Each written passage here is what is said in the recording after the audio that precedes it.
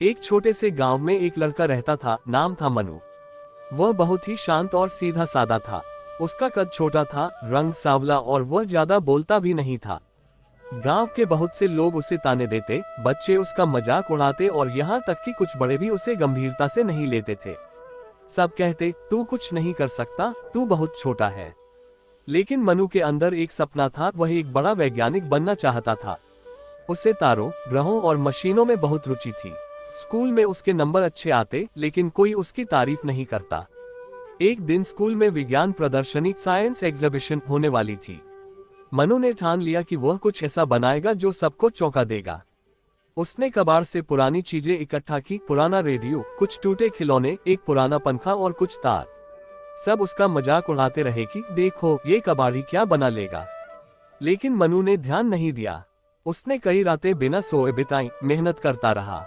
प्रदर्शनी के दिन जब सबने अपने अपने मॉडल पेश किए, तो मनु ने एक सोलर पावर से चलने वाली स्मार्ट मशीन बनाई थी, जो खुद से धूप देखकर घूमती थी और रोशनी जलाती थी। वह मॉडल छोटा था, लेकिन उसमें बड़ी सोच छिपी थी। जब जज आए और मनु का प्रोजेक्ट देखा, तो वे हैरान रह गए। उन्होंने कहा, इस बच्चे ने असली विज्ञान समझा है। उस दिन मनु को पहला पुरस्कार मिला। टीवी और अखबारों में उसकी खबर छपी।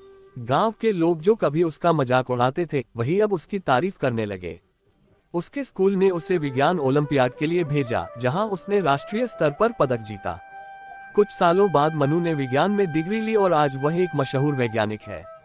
वह हमेशा बच्चों को एक ही बात सिखाता है, अपने आप को कभी छोटा मत समझो, क्योंकि जो सपने देखता है और मेहनत करता है, वही बड़ा बनता है।